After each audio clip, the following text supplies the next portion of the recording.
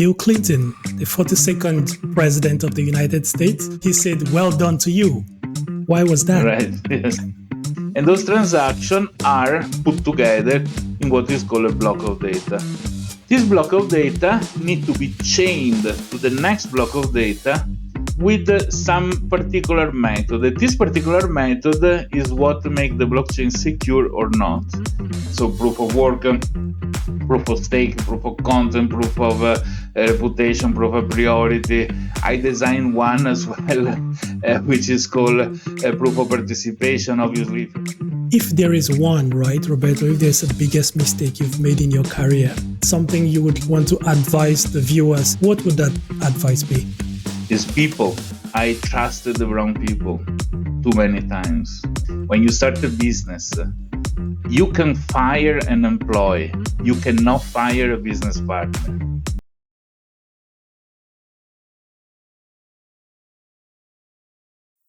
According to Gartner, blockchain technology is estimated to generate approximately $3.1 trillion by the year 2030. Now, that's sufficient reason to pay attention, right? We are joined by a distinguished guest, Roberto Capodieci. Ok, io volevo salutare tutti, sono Roberto Capodieci di Acropolis. E l'esperienza informatica di Roberto Capodieci. Buongiorno Roberto, benvenuto a Piazza Italia. Allora, c'è un messaggio straordinario. Io mi occupo di informatica e navigando su internet ho avuto modo di accorgermi di una truffa miliardaria ai danni degli utenti di internet stessi. Perché Bill Clinton ha detto ben fatto a questo ospite che è vicino a me. Se non l'avete ancora riconosciuto ve lo presento subito. È Roberto Capodieci. È stato definito lo sceriffo di internet Roberto Capodieci, 22enne mestrino che ha ricevuto, pensate, perfino i complimenti ufficiali del presidente americano Bill Clinton. Va bene. Lui ne ha solo 22 di anni, viene da Mestre ed già è un industriale, insomma, uno che ce l'ha fatta da solo. Pensate, quando aveva 5 anni si è appassionato ai computer e quindi a 9 ha inventato il suo primo videogioco, a 13 ha creato un club di servizi di assistenza e consulenza per computer, a 14 ha aperto una sua ditta individuale, un mostro, individuale di consulenza per il computer. La possiamo definire lo sceriffo della rete? A soli 22 anni è uno dei maggiori esperti di informatica, utilizzato per la sua competenza da magistrati e poliziotti in delicate indagini svolte su internet. Per le sue imprese informatiche Roberto Capodieci era già stato soprannominato lo sceriffo di internet. In London we're at PXPO and NXT booth. I'm Roberto. I'm Bas. And Bas is here with us. My name is Roberto Capodieci. I eat blockchain for breakfast, a lot of it as you can see. Buongiorno Roberto Capodieci. Buongiorno a te, buongiorno a tutti quanti. Che presentiamo come esperto di Financial Technology, che è la specializzazione. This panel show introduce blockchain, even though it's been already discussed, just to try to get a little bit of understanding. So decentralization is a phase of the information technology era. Roberto is a serial entrepreneur. He has started and managed multiple companies across 3 different continents. He's also a blockchain expert, and on today's episode, he will be sharing his insights and perspectives on the direction of the blockchain technology in this day and age. Roberto, how are you today? Yeah, doing good. Thank you for having me on your show. Yeah, is it Roberto? Roberto. Roberto. I almost got that right. Are you right? You logging in from Italy, just for the audience, or where? No, I'm an Italian, but long time I don't live in Italy. I am in Indonesia at this moment, in the tropical island of Bali, which is a 2.5 hour flight from Singapore, to give you an idea. So. Wow. Oh, okay. That's pretty far away. It's far away. Well, Roberto, I have a feeling this is going to be a great episode. I did some background investigation into your past, and you've got, you've achieved quite a lot, which we're really going to dive into shortly. But before I get started, if you don't mind, tell the audience who you are in your own words and what you do in the tech space, please. Sure thing. So as I was saying, I'm Italian because nobody is perfect. And I've been growing up with a big love for technology from the mechanical things to computer electronics. And I specialize in IT, computer. As growing up, since a kid, I've been coding. I developed video games when I was very little. I incorporated my first company as a software house when I was still 14 with the authorization of the court for minors. And since then, I've been working in this field a lot, did many experiences running and creating, starting up and selling companies while spending time in the United States, around Europe, in Southeast Asia. In the past 20 years, I'm here in Southeast Asia because it's a nice area of the world to be in. I'm a father of 4, and I love also family life and balance between business and family. And I love telecommunication, communication networks, and so this brought me into peer-to-peer network decentralizations, and in the past, 12 years, blockchain. Yes. That's a pretty modest introduction there, Roberto. You incorporated your first company at 14 years. I think you're leaving quite a lot of sauce out of it, but I came prepared. Your passion for technology started at roughly 5 years of age, and then you invented your first video game at 9 years? 10 years old, yes, I sold it.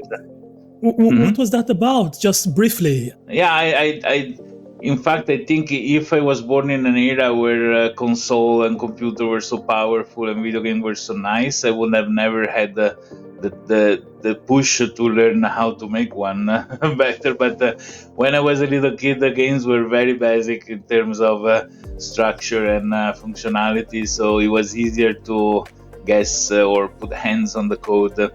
And by doing it 1, 2, 3, 4 times, then I learned the mechanics, and I managed to make my own, which had 2 parts. One was platform, so jumping up and down platform, maybe remembering of Donkey Kong kind of a video game.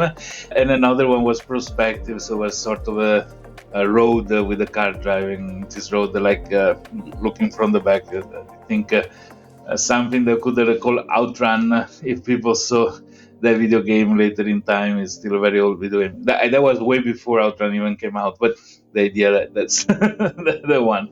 Anyway, it was something interesting to do and something that, it was okay. And then that pushed me, that encouraged me to do more and more and more. So that was interesting.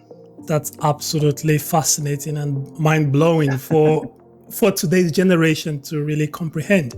And I just can't help but draw parallels with Elon Musk, right? He was roughly at around that age when he began to create his first game and get things built and sold. Yeah, to tell the truth, a lot of I wish I was to the level of Elon Musk, if not else with opportunities in life. But a lot of people that manage to succeed, you read the bios, they have a similar track record of things happening in their life, which I believe can be a sort of way to create a profile of a person that is pushing a certain direction. Maybe, I'm not suggesting parents to put kids in the condition. They're not always very beautiful and happy, but the path to push, because it's all about pushing life. What pushes somebody to do something? What is the push that you have in order to do something? From the basic things of eating because you're starving, or to create because you have a need, or invent because you have a problem. There is always the 2 sides. So people that is between quotes lucky to have a lot of push in the right direction, matching their personality, develop the capacity and a sense of security, which later in life can transform in a possibility to offer the skill as a job, to third parties. So probably, all it shapes in the early years of life. So many times people having a good base, a good foundation can build very well on top of it. I completely agree. The environment, the foundation someone has plays a key role, right? In the direction they eventually take. I also noticed you, in your entire life, you've been employed as an employee for just only 10 months. right? Which is also something what's flagging there as unique. And that was, and that happened just because my ex-wife, two ex-wives behind, told me that to remain together, I should have worked as an employee. She wouldn't take it me working as an entrepreneur. So for love, as soon as I put the voice out, I could look for something. I got a job like in literally 15 minutes. And anyway, the relationship didn't work out, so I found myself with this job, which I loved, and I made amazing friends in the place. I'm still a very good friend with my ex-boss that was there, which is an amazing person. But it didn't make sense to keep going with that. I had to go back to my life of being an entrepreneur. Thank God my current wife has no problem, so that's good. A little bit more on your career, Roberto, if you don't mind. Bill Clinton, the 42nd President of the United States, at some point he said, "Well done to you." Why was that? Right, yes. I discovered a crime, like a scam, but it wasn't a scam in the term. So yes, technical, something that could be defined cybercrime for the time, where what period was this? It's a little bit technical. 94. Okay, in the 95, something early like that. 90s, mid 90s. Okay. Yeah, mid 90s. Practically, they were using a sort of virus things to make dial-up modems to dial phone number that you pay a lot of money. You know, like those hotline where you call for a car reading or things like that. So let's say, the 005 numbers, I don't know, whatever it was, the prefix in the United States, but to call those add the pay numbers where you pay $10 per minute for a tarot reading or things like that. I don't know. These are numbers that you find your phone bill very high because you pay for the service you get over the phone.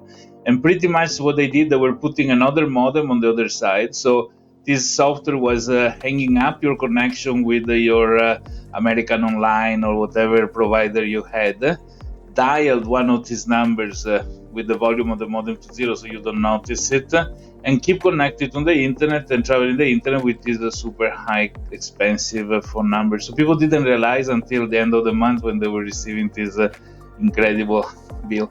And I identified the scam, if you want, identify the numbers, identify the people.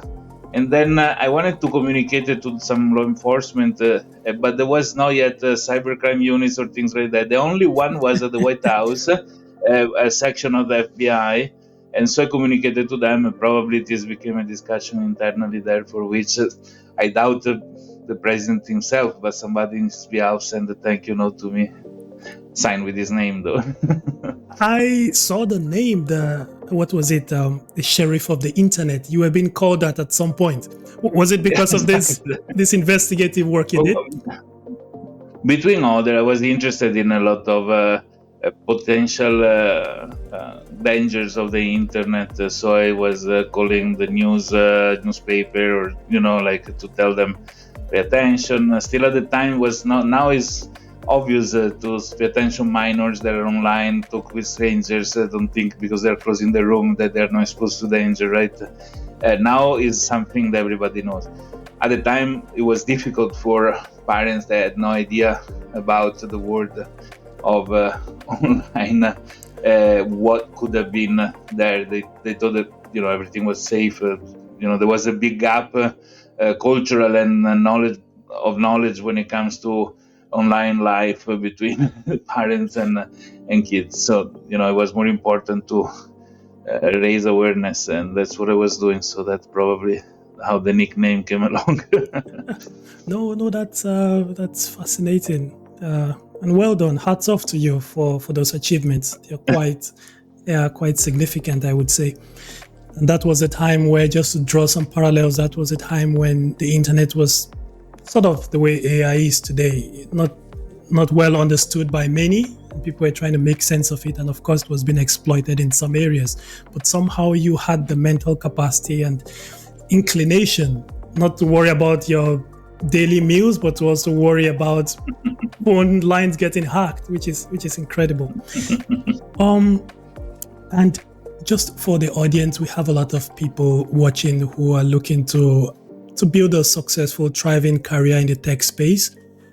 So some of them would be looking at you and the track record you've had, and they would just like to get maybe a feel of the kind of education you got in the tech space, if any. Maybe if it's formal, informal academia, you could share that. If it wasn't in academia, you could share if you got some key certifications along the way which propelled you further in your career. I think that would be very useful to the audience. Or if you learned everything on your own as well on maybe YouTube at some point, please share. Well, so until recently, then I've been suggested to remove this thing, but it was a joke, but it made a lot of sense to me. In my LinkedIn profile, under education, I put the kindergarten. As a dropout of kindergarten, I was doing hide and seek, my specializations, because honestly, at the time, there were no such thing like schools that would teach IT tech, because it wasn't a thing yet, right? So the first home computer were coming out. Consider that Italy was way behind the United States. So if in the United States there were the first 8088, 8086 PC in some school, in Italy those arrived 10, 15 years later. So there is a little bit of a gap. So where I was, it was really something totally unknown. And even growing up, the first, when I was in junior high, there was a school that IT, but I could have been the teacher of those teachers in terms of, not because I think I knew a lot, just because of the experience I had. Even the teacher needed to be trained in a way. So the system was so slow, and in the meanwhile, I was already doing business on my own. So, of course, you would say something system, like that. So honestly, I didn't go ahead with the school, so I'm a dropout. But many things I had to learn. So there was a very important university where there is a business administration, and I was pretending to be a student, and I follow lessons there, even without going for graduation after that. But because many important concepts, which a difference of all the other students that they were studying theory, to me, it was practice because I was running my companies. Consider at 19, I had a company. We were 45 people at least. So we're not talking about, small things compared to other reality. But at the age, that was, already something quite consistent of. And so I was dealing every day with all the issue of running a company. And going to university and hearing a professor explaining the mechanics and the logic on how you organize things of something that I knew very well, because it had a bigger value to me more than those, maybe some student had a family business, probably they had direct experience, but in general, those things you study to apply them later when you see the practice. So my education has been self-induced, if you want, based on the need of the moment, and I'm happy like this. And nowadays, knowledge is in your hand. With the cell phone, you can access all the knowledge of the planet. So at the time, unless you hear a professor, you have an encyclopedia, or you have family members that have already knowledge, then you can learn something. There was no other option, right? So even less if I were born today, I wouldn't care much about going to a school, personally. I'm not saying the kids shouldn't go to school. I don't want to send the wrong message. Go to school. School is a tool. So it's not something that you do to make parents happy or other people happy, but it's a tool that you can use to achieve a goal. I love a kid that doesn't go to the teacher and say, hey, you're not teaching me properly. If I cannot respond well, blame yourself if you're putting your effort in what you're studying.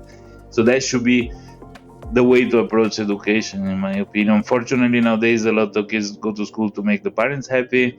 Then they do the test so the professor is happy. They don't understand that the way are wasting time, because that's an opportunity given to them. In fact, I think people should play until they're 15 and go to school starting 20 years old, when your brain is more oriented in, okay, it's about time for me to learn something in life, right? the technology of blockchain, right? And the decentralization that comes with it, the P2P network, the consensus mechanics. If you don't mind, for the audience, I'm sure not to denigrate any of my viewers, I'm sure they're well versed in this concept, but we might have some new joiners. Do you mind just, sharing what blockchain is, what people mean when they talk about decentralization, what is a P2P network, and the fourth one is what is consensus mechanics, right? I can remind you of these four, but if you could just give us a surface level explanation, please. Okay. I will start with the very high-level settings of why is blockchain important. So we are in the age of information now, right? So we were in the industrial age before, in the Stone Age, and so on, right? So today, the commodity that has value is information. Okay, personal data that can be sold for marketing rather than even content that can be consumed. So books, music, movies, all this is information, right? And we are traveling inside this age, going from analog to digital. So when the vinyl was a vinyl or a cassette or VHS tape, it became digital. And we are moving in this direction. Then with the internet, we transmit this digital data around. Something that we have lost going from analog to digital is the fact that there is an original. When you had a cassette, you make copy of the music from the cassette. It's clearly which is the original cassette. The copy, the audio is a little bit degraded. It's never going to be high quality. And if you make a photocopy of a book, it's not like to having the original book. And everything was degrading in copying it. So it was easy to hand an original to work, to make business selling originals, right? But if I have an MP3 file and I make 10 copies, I'm going to have 11 identical MP3 file or movies, because those are copied bit by bit. So the copy and the original are exactly the same, right? In the moment that I want to gain back the fact that in the digital world, is it a document rather than having the chops from the notary signature with the ink, and you can recognize an original document from the photocopy. But now the document is digital. How do I know which is the original if copies are identical to the... And blockchain brings this revolution into the digital world. The fact that a digital asset can be unique, original, and owned by somebody, consequently. That's why I cannot make a copy and paste of my Bitcoin or my NFT and give it to you. The moment that I give it to you, I don't have it anymore. And this, why they seem something obvious and simple, is actually the root of the revolution that blockchain brings to everything that we do digitally. So I can put the title of my car as an NFT, and if I sell the car to you, is provable that is yours, because you are the cryptographic signature that own the title of the car. And this removing even the man in the middle, because at the moment, because we're missing this aspect, we need to refer to a government office or division that keep the combination of name together with the title. It is a house, it is even a fine left by a police officer or a court case date appointment, whatever it is. We have no means to keep this information unique and valid and validatable as a digital piece of information alone. We need always to refer somewhere to know that this is correct, because everybody can produce it else. With blockchain and cryptographic signature, so through cryptographic identities, this is all solved. It's just a matter of adopting this technology in the different spaces. Now, we just came out of the huge, exciting initial bubbles because of cryptocurrency, which made people rich or made people think they're going to get rich, but they didn't. And then the NFT, where for sure a lot of money laundering happened through that. And, now that this bubble is finished, everybody's paying attention to artificial intelligence. Now is the moment that the technology is getting used for real projects. And cryptocurrency is just the tip of the iceberg compared to all the things that can be done with such technology. So it's interesting. All the world of Web3, pretty much, if you want to make the distinguishment between Web 1, Web 2, Web 3, if you think the first network where you can go to an IP address or domain name and see the content of a website very basically as a Web 1, in the moment that you have hyperlinks and you travel between different servers and then you can log in with a username and a password inside the server, that will be Web 2, so you can get a service out of it, but your identity is different server by server. You are not the same person. You have a different username and password in one place and a history of a transaction, whatever, and another one in another place.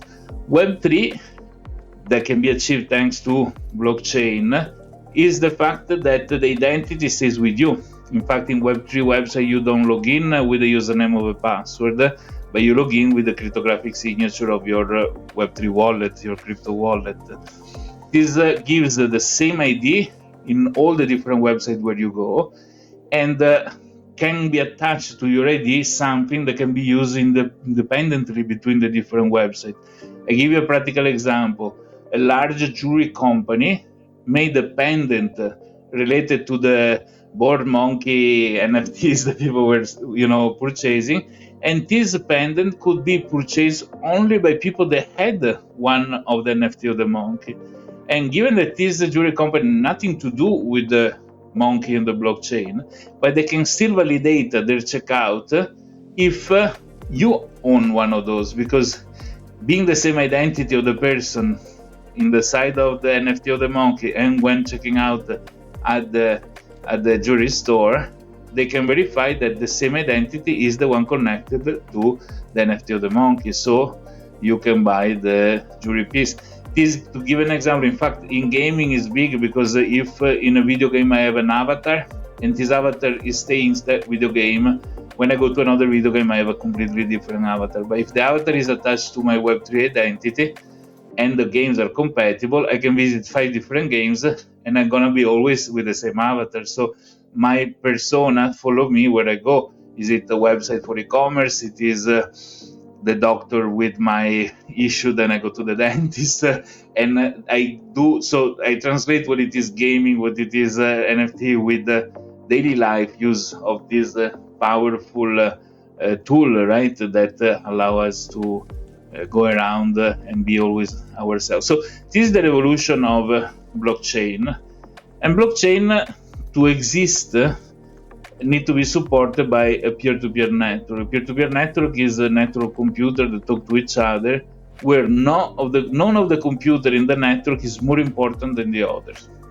So that's a key part of the paradigm. You can shut down 5 of those computers, 3 more appear in another place, 2 more in another.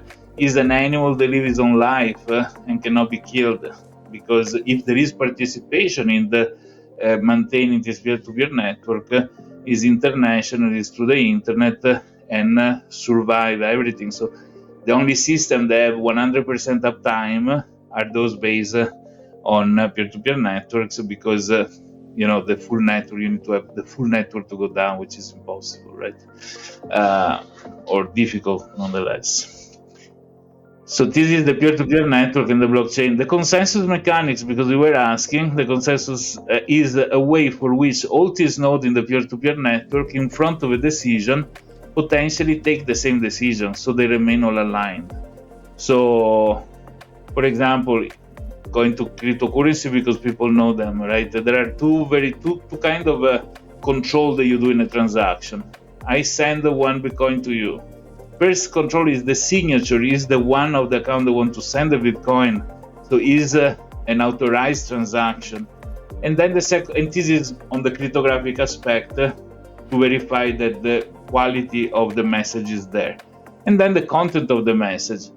Do the person sending 1 Bitcoin has 1 Bitcoin or not? Because if he doesn't, he cannot send it, right? So even if the message is of good quality. So who does this reasoning? So who is... because the term consensus is a little bit confusing, because we think as human consensus is we sit all around the table and we say, where we go to dinner tonight, and somebody suggests something, and then we come to consensus to go to that particular restaurant. But computer server in a peer-to-peer network, they cannot sit around the table, right?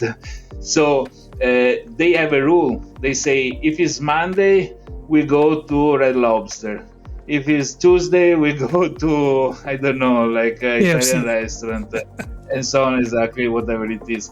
And so they know that even if they're not talking to each other, when the question is, where is dinner tonight? Because all they have the same schedule, they all gonna say the correct place, and they all gonna meet up there. So the consensus in a peer-to-peer network is done in this manner. It is important because it is the protocol, if you want, on which information travel through the peer-to-peer network, and has to be respected and has to be programmed in a way that cannot be gamed. In fact, the biggest nightmare for blockchain is what is called double spending. People that is able to spend 2 times the same cryptocurrency, right? And there are methods to trick the system and do that if the system is not programmed correctly or protected correctly. So, let's think the basic difference between a software that is in your computer, like Microsoft Word. You turn it on, you do your thing, and you shut it down, and it's finished. A blockchain is something that it keep going forever. So there is continuity. You cannot shut down the blockchain, right? So it has a pulse, like a heart, the pulse, and keep going, right?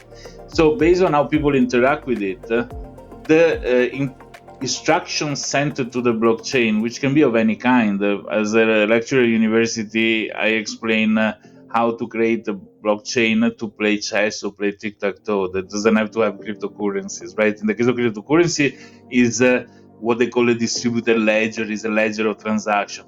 But in truth, it can be many other things, doesn't really matter, right? So you receive instruction to do the whatever, validate that this instruction is valid, okay? If to play tic-tac-toe, I try to make a move that I cannot do rather than, chess or whatever. If it is valid, is saved, so to have a current state that is updated to the last block of transaction, right?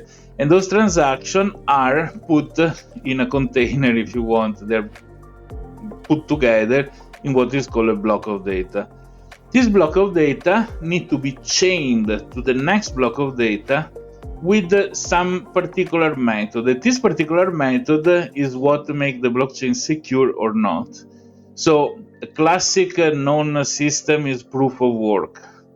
Okay, proof of work is a trial and error on hashes, and I don't go down the technicality of cryptography, but is a mathematical result that is not easy to achieve. So you need to try many times to get it. And the idea is that if somebody wanted to modify the content of an old block, for example, remove a spending that has been done, okay, they need to rebuild all the next block and chaining them together faster than the speed of the blockchain. So if I go faster, I can replace it, and all the node, because the consensus system says if you see a block that is better, is newer, use this one rather than the old one that you had. I'm going to republish the blockchain and get all the peer-to-peer network of server to accept and I have cheated the system. So the way that the blocks are chained one to the other is very important and is what determines the security of the blockchain. And many proof system, so proof of work, proof of stake, proof of content, proof of reputation, proof of priority. I designed one as well, which is called proof of participation. Obviously, if you ask me, I tell you it's the best one, but because other people need to say that, I cannot say it. It would be no objective. But each one of those can have weaknesses, can have a method to be played and tricked. They can base their security on one aspect or the other.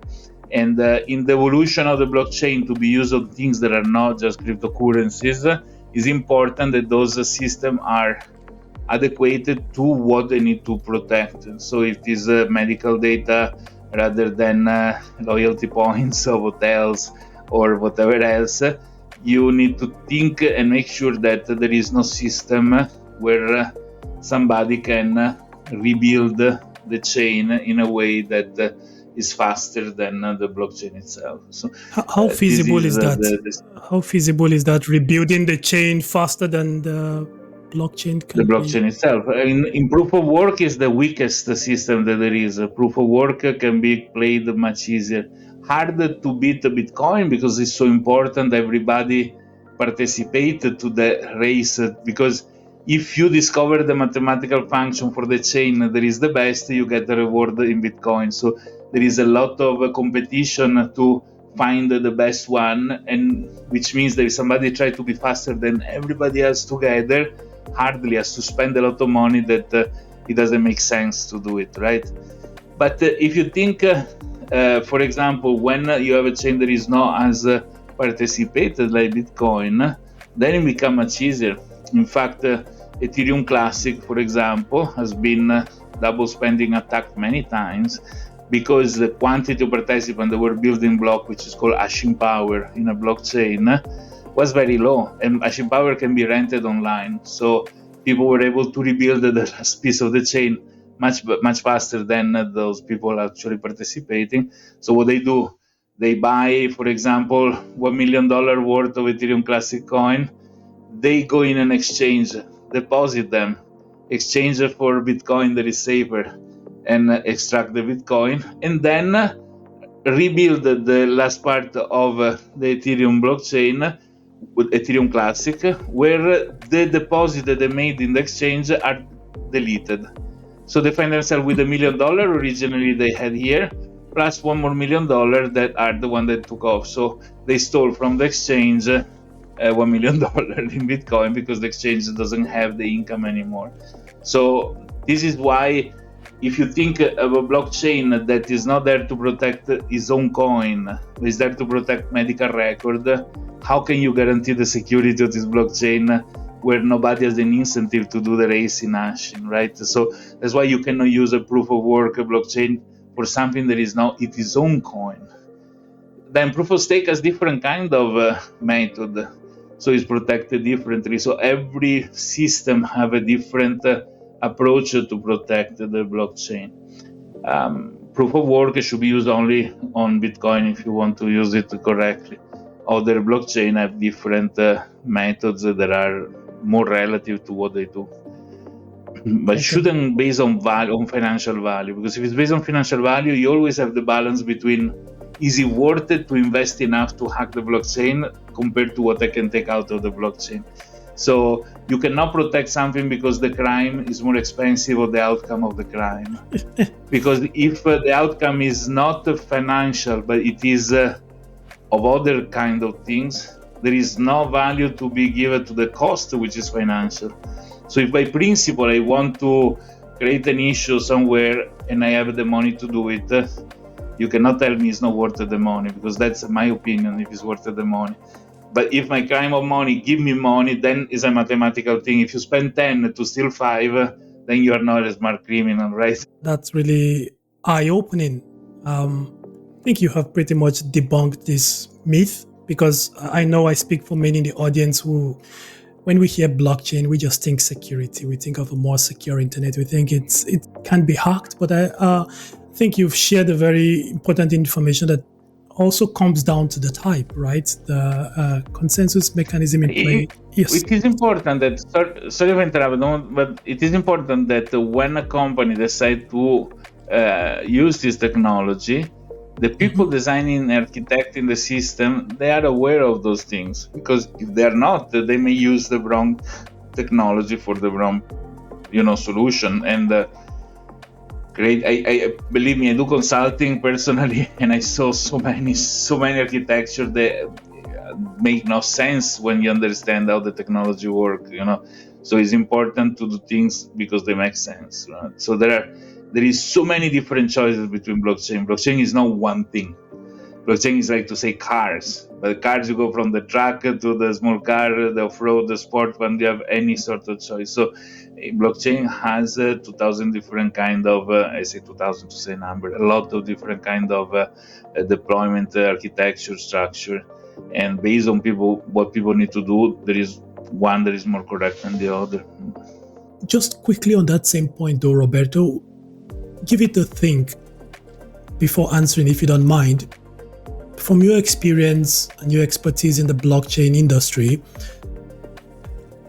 you have just enlightened us on the security aspect. Is there some other aspect of the blockchain technology itself and the industry which you think it's seldom spoken about or seldom understood or vastly misconstrued by a lot of people? Something you feel people fail to understand about blockchain technology, or they misinterpret what it actually does or its value or the trajectory on which it's taking the tech industry? Is there something along those lines you feel you would want to share to people who typically do not consider this? Okay, I could say 100 of those on the technical side, but I give you one on the philosophical side, okay? When it comes to decentralizing something, there cannot be a unique ownership behind it, because in the moment it's no more decentralized. Let me explain better. When you say decentralizing something, what do you mean in layman terms? A process. Let's say that there is a supply chain where 100 different companies of different industry participate. If you put one company that is selling the solution to all of them, even if it is blockchain, at the end of the day, it is centralized because you have one company that controls it. So the strange things about the blockchain is that when a single company says, we build the things, either they are building the instrument for which other people build solution on top. But if they build a finished solution, either is attached to an existing public blockchain, but if it's their own blockchain and their own solution and their own client, at the point put a central server, because you have no reason to have something decentralized. So something is decentralized ideally when it's growing bottom up. Look at the beauty and super romantic aspect of Bitcoin. There is a Satoshi Nakamoto that write a paper, write a piece of code, the initial piece of code, then disappears, other people continue, people adopt it, they come together to decide. So you cannot really identify a single person to which you owe, Bitcoin. Differently, Ethereum is all behind Vitalik. And in fact, the first time that Ethereum was being attacked with the DAO, there was a situation where somebody managed to extract money from a smart contract. So the architecture of Ethereum had no fault on its own. It was this smart contract that wasn't programmed properly. Okay. Oh, so really? no fault to Ethereum as blockchain. But there were a lot of investment done by Vitalik itself, and there was the reputation of the full blockchain at stake. Vitalik, as the leader of Ethereum, said, let's rebuild the blockchain, so a sort of attack but programmed, removing the transaction that created this fallacy that led to the attack. So they did something that is blasphemy in the world of blockchain. They rebuilt the past. That's exactly what blockchain should protect, the fact that what happened is recorded, nobody can touch. No, they did something, and this has been possible simply because there was one charismatic leader, because he's not even technically with the hands in control, because it is a decentralized system, but the only fact that there was one charismatic leader of the blockchain allowed to do something that would never happen in Bitcoin, because you don't have nobody with his voice power that can influence people to do such things. So can you imagine going between those examples of large public and the most two famous blockchain that we have to the small project that some small company or startup has to put everybody in their blockchain to do whatever thing. It is difficult. So it takes the aim of such an altruistic gesture to build something that other benefit, and maybe you indirectly, but it's not because you are the king and dictate the rules. That's the real blockchain that is going to process. So is the difficult to set up a network that people can enjoy and you don't control. Your perspective is very important. I want to get that on this topic. Many people look at the top disruptive technologies in this day and age, and they tend to put right there at the top, artificial intelligence, quantum computing, blockchain is also there. In your opinion, how would you order these three? Or do you have a different top three, for example? Yeah, different top three. I mean, AI for sure is okay. This is a small analogy. When they say rocket science, to say that something is complicated, they just do a favor to one aspect. The rocket science may be complicated, but at the end of the day, you see the rocket going to the moon. So you can see the effect of the technology, okay? But there are technologies that can be equivalent to complicated where you don't even see the effect. So it's 10 times harder to get them appreciated. So if we want to use the terminology of rocket science for complex things that people can appreciate the outcome, AI is rocket science because, okay, it's complicated, it's magic, it's strange, but you can open ChatGPT and use it. Ta-da! Okay, so it's easy to be appreciated because it's directly functional, okay? Then on the other side, you say blockchain. People don't actually use blockchain. They use it indirectly, is behind the scene doing some work for a service that is served in the front. So that's why many people hardly can understand blockchain, but they understand cryptocurrencies because it's more practical. So the science behind that is not the things that is directly appreciated. It's the effect of the science that is appreciated. So in this case, the most disrupting and powerful innovation for sure is AI, because AI stays in the front end of so many things that can be on the back end of it. And one of the things that can exist since almost 100 years, but never came out to be functional to the level that it can be, is robotics. But the robot with the control of AI, it changed completely the paradigm of even a robotic arm to work in a factory. With a piece of software coded by a developer can do 1% of what he can do if he's controlled by an AI that can learn what being used, etc., etc. So the empowerment of AI on top of some other technology, I do believe that robotics is number 2 in what is going to change our life in the next future. AI for sure. You're raising the IQ of the planet of a good 20-30% very fast, and internet and the mesh network like Starlink, satellite connections and things are also not rocket science in terms that it's complex, but it's not something that is directly palpable or you can see. But in the backend, they do a huge work because connectivity everywhere in the planet you are, everywhere you can be connected. It's not a little things because we live in cities. We don't think it's the case, but it's different because if you have a drone that takes care of agriculture that flies on top of areas to monitor how the agriculture it is, to have robots doing the agriculture directly in those areas, you need connectivity. If you don't have connectivity, it's not easy to, even if it's AI controlled, but you need to have access to those things. So this is, I think, AI, robotics, connectivity, and blockchain, if you want. Decentralization. Blockchain is one of the tools for decentralization. There are many. Energy consumption, it's one of the areas of contention for this blockchain technology. And many people claim it consumes energy at an unreasonable standard, right?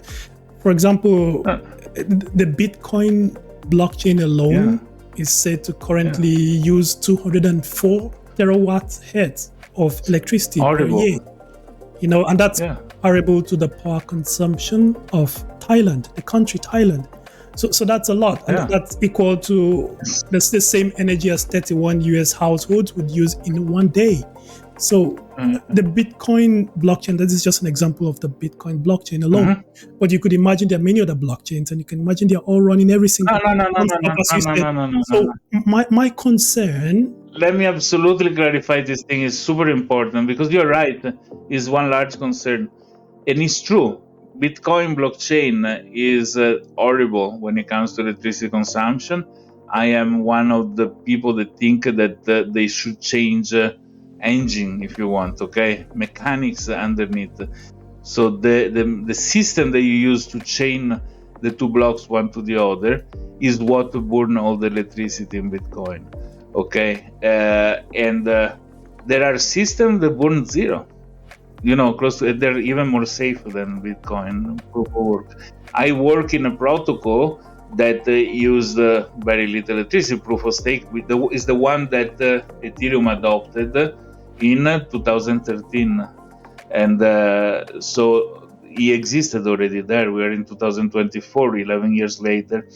Bitcoin is a brand. They should use the fact that people don't care. The majority of people in the world, they don't even know what is the engine inside Bitcoin. So it's safe to change it, because they are afraid that the more technical, I'm going to have a lot of hate for saying these things, because there are some people that take it as a religion. But I do believe they are technical savvy, but not so deeply technical savvy to understand all the ramification of that system. It's really like talking about Democrats and Republicans in these kind of things, when it comes to proof of stake, proof of work, or other things. There is people that can do a rational analysis. There is people that just, for ideology, protect one system toward the other. And they have some good points there, but they're not valid. If you have two things that obtain exactly the same result, and one is creating damage and one not, why would you use the one is not, I saw you wrote, it's called, you're working on this project, or you worked on this project called ZooBC, New Strategies in Blockchain, right? ZooBC, and it seems you co-authored this book. In a few words, do you mind telling us what this project's all about? Because on this show, we like to hear what maybe exciting projects guests have worked on or are still working on. No, it's the project is a new protocol that I invented, and I wanted to prove if it was just my fantasy actually work, and it's been proven to work, which is amazing things. Is described in high level technically in the book. The book explains also the work we have done to get there. It costed a fortune of money. I own the intellectual property of the whole things, and it's going to be implemented in the next future. But there is an analysis of all the different kind of mechanics to create the blockchain, and with the advantage and disadvantage of each one. Book is actually for free. People can download this. A PDF file is 260 pages. It's beautiful. There are QR codes you can use to hear the commentaries, to leave comments, to discuss with other people. It's an interactive book if you want. You said the book is about a new protocol you made. Again, in layman terms, what do you mean by that? Did you build a new blockchain or just a protocol? Yeah, it practically is what exactly it is. The vision that the use of blockchain is going to be totally separated from cryptocurrencies, and the fact that the current model protects blockchain based on a financial value. So how much it costs to attack it? Is the cost of the attack too high compared to what I can steal, right? But as I was saying before, if the blockchain is there to serve, hospitals or different things where the content is data and there is no financial value, using those protocols makes an attack very easy, very possible, right? Consequently, the need to create a system that is secure just because people want to maintain it, and not because there is a financial incentive. And we created the proof of participation. The guy that worked with me, a genius as well, he created a very good mechanics logic. It was an R&D that lasted 2 years, and plus it costed me a few $1 million. But has been a huge satisfaction to see that the idea is there, it works. There is code that is written badly because it was written to build the proof of concept. But at the due time, I'm ready to sit down and bring the project back to life. If somebody listening to this is interested, contact me. I'm always open to discuss this thing. And it's really to do applications that are more real world beside cryptocurrency. So it is something quite interesting. Just to clarify, are you happy with me sharing the link to the free version? Because I know this is a book that's sold on Amazon as well. Are you willing to give my dear audience a free version? Can I put the link to that? Absolutely, no problem. Yes. We appreciate that. I'm very happy. And my business model is now becoming rich selling books. I do it for the education aspect. Okay, if I could give for free the printed one, I would do the same. In fact, if somebody ever happened to be here in Bali, contact me. I can give a printed one for free. Nice. I would remember that proof of participation. If there is one, right, Roberto, if there's a biggest mistake you've made in your career and something you would want to advise the viewers, say, look, whatever you do not go down that route. That's one mistake I would 100% pivot and take a different turn. What would that advice be? Is people. I trusted the wrong people too many times, and that's is unfortunate. There is something that I heard a few weeks ago. There is something so obvious in life, but I never heard it in words. The wife of a friend of mine told me, when you start a business, you can fire an employee. You cannot fire a business partner. So, and this seems silly, but is quite radical and closing the circle, because we start talking about young entrepreneurs. So if you have a strong idea, you are the one putting the money, you are the one driving things, and you just feel alone and you want somebody to be next to you to do things, oh my God, you're going to find the worst people ever, even if you think they're not. Because people need to have something to lose, need to have your motivation, and business partners is harder than finding a wife to marry, because it's a relationship that is 10 times more complicated, intricate with money, intricate with no, I did this or you did that, or who's married is what. An employee can be fired, a business partner can be purchased out maybe, but cannot be fired. And if you have to go down the road to a business partner, you need to make sure that everybody has the same amount to lose, okay? You cannot expose one more than the other, or people not exposed at all are the worst. And the same kind of push, a push we spoke at the beginning, right? What is the push you to do something? So those two aspects need to be aligned. The contribution is relative. It's hard for, obviously you cannot start a company with the 5 developers and no accounting, no administration, no marketing, no sales. So it's good to find people that compensate each other. So don't put the 2 roosters in the same cage with the chickens, it becomes disaster, right?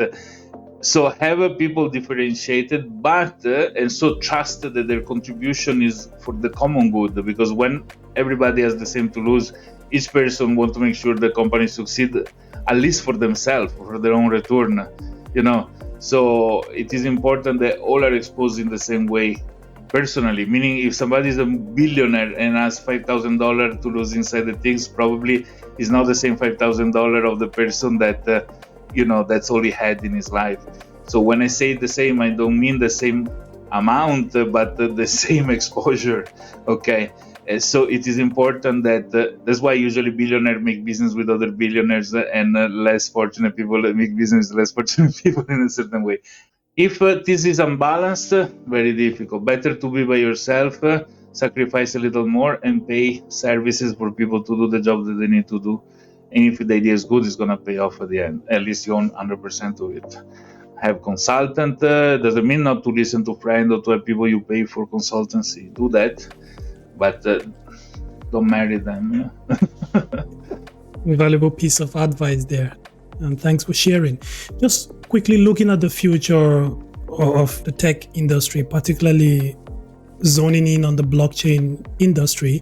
In a few words, do you think we are going to get to a point where the entire financial and banking system as we know it today will be replaced by cryptocurrency, by digital currency powered by the blockchain, or they're always going to be running in parallel, a centralized financial system and the digital, right?